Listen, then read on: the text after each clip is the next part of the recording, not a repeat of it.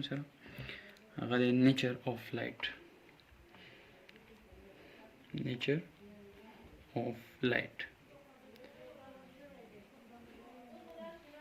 ټیک شو موږ څه شي ایکسپلین کوو نیچر اف لایټ نو کته بوک کې وګورئ بوک کې وایي چې لایټ زموږ سره څه شی دی لایټ زموږ سره د الکترومګنیټک ویو لایټ زموږ سره څه شی دی دا زموږ سره الکترومګنیټک ویو دی دا زموږ سره الکترومګنیټک ویو دی ټیک شو الکترومګنیټک ویو دی اوس څه مطلب د دې خبرې څه مطلب دی چې څنګه الکترومګنیټک ویو دی او یا څرنګه په دې کې الکتریکومګنیټک فیلډ پیدا کیږي ټیک شو او الکترومګنیټک ویو دی څه شي ټیک شو الکترومګنیټک ویو دی څه شي اوس دا ایکسپلین کوم که د بوک مطابق د تلاړ شم خو سمپل دغه معنی به درته وکړم د چې کوم بوک کې ورکړي دي خو که ایکسپلینیشن غواړي نو بیا به لږ ټایم به ورکړی دی ته اوس راځو مونږ دا ایکسپلین کوو چې لایټ الکترومګنیټک ویو دی څنګه الکترومګنیټک ویو په خپل دی څه شي ټیک شو او د لایټ سره د الکتریک او د مګنیټک فیلډ تعلق سره ټیک شو دا درې اهم پوینټس دي چې دا به زه اوس په دې کې ایکسپلین کوم صحیح ده ها نو زه به داسې وکړم زه به دلته والم یو چارج به والم سپوز دا زما سره څه شی دی یو چارج پروت دی ټیک ده دا زما سره یو چارج دی نو چارج نه تیر چاپیره زموږ سره څه شي همیشه دا خبره یاد ساته چې چارج نه تیر چاپیره زموږ سره یو فیلډ دی او هغه فیلډ ته وایي الکتریک فیلډ د چارج نه تیر چاپیره زموږ سره داسې یو فیلډ دی او دې فیلډ ته څه وایي دې فیلډ ته الکتریک فیلډ وایي صحیح ده دې فیلډ ته الکتریک فیلډ دی ته وایي الکتریک فیلډ ٹھیک شو او دا زموږ سره په څه ډینوټ کیږي په ای باندې ټیک شو ای باندې زموږ سره ډینوټ کیږي اکویشن یې څه دی ای از اکول ټو اف ډیوایډډ بای کیو دا زموږ سره دی اکویشن دی دا الکتریک فیلډ زموږ سره چې کوم اکویشن دی هغه اف دی ډیوایډډ بای کیو دا زموږ سره د اکویشن دی خو چونکې دا د سیکنډ ایئر خبرې دي سیکنډ ایئر کې بیا د دې باندې ځان لا ټاپک دی د ایکسپلینیشن کې تا ته نظم راکنه صحیح ده خو یاد ساته چې هر چې کوم زموږ سره چارج وي نو د چارج نه تیر چاپیره دا زموږ سره چارج دی که نه صحیح ده دا زموږ سره چارج دی د چارج نه تیر چاپیره زموږ سره څه شي زموږ سره یو الکتریک فیلډ دی ټیک ده اوس زه داسې کوم دا چې کوم چارج دی دا زه په یو میټالیک راډ کې ږدم یا داسې مثال دی چې دا چارج ما د یو میټالیک راډ نه اخیستی د میټل زما سره سپوز یو راډ دی صحیح شو او د هغه نه ما د یو چارج اخیستی دی او دا زما امیجن کړی دی دا ما کنسیډر کړی دی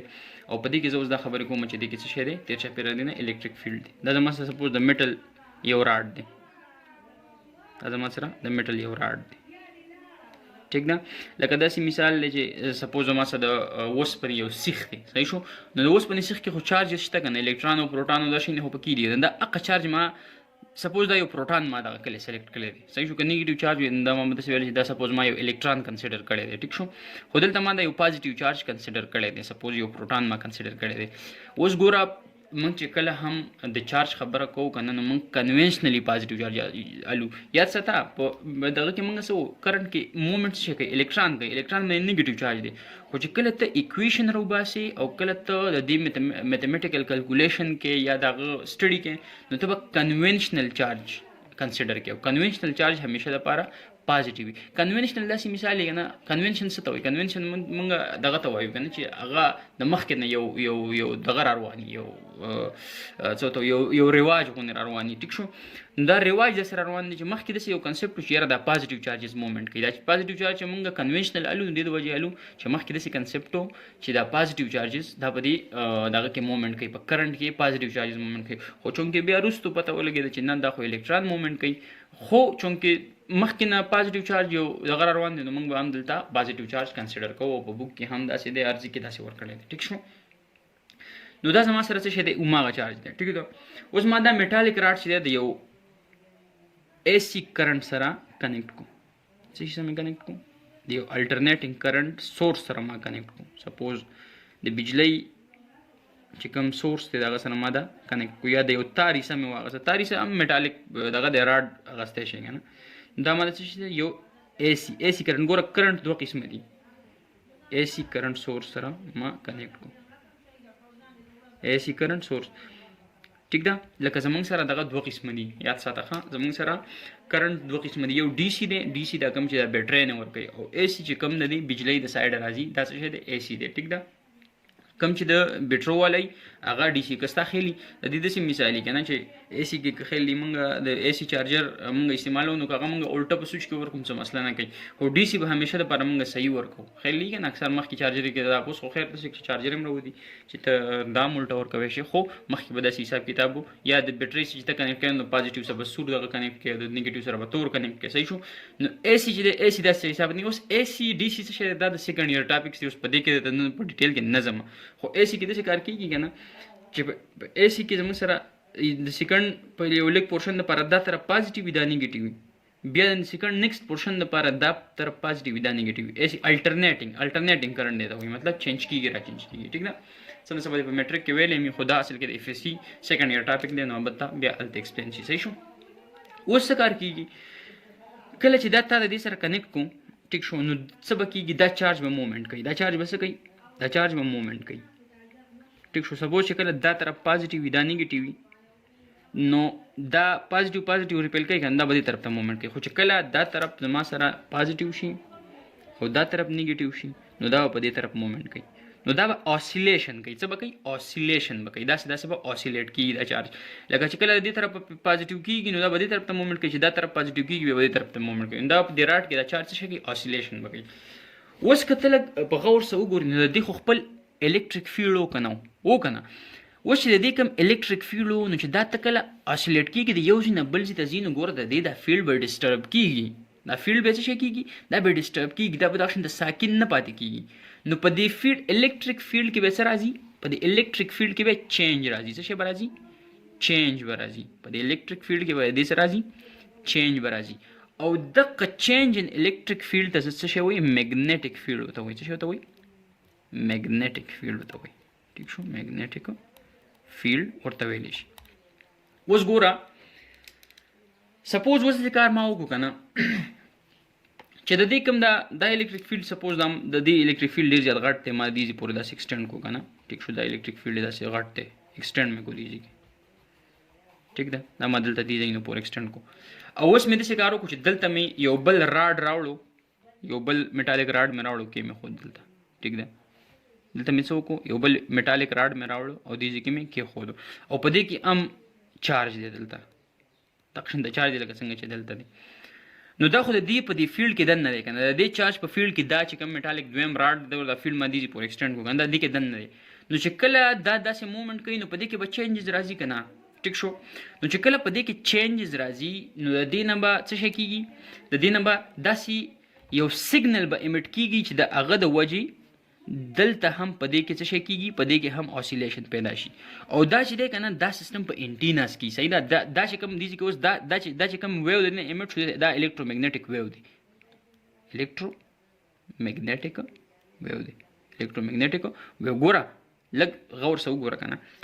دلته چې دا دې چارج کوم موومېنټ سټارټ کو ټیک شو د دې چې کوم الیکټریک فیلډ و په هغه کې چینج راغلی او د دې چینج اف الیکټریک فیلډ د وجې میګنیټک فیلډ پیدا شو ټیک شو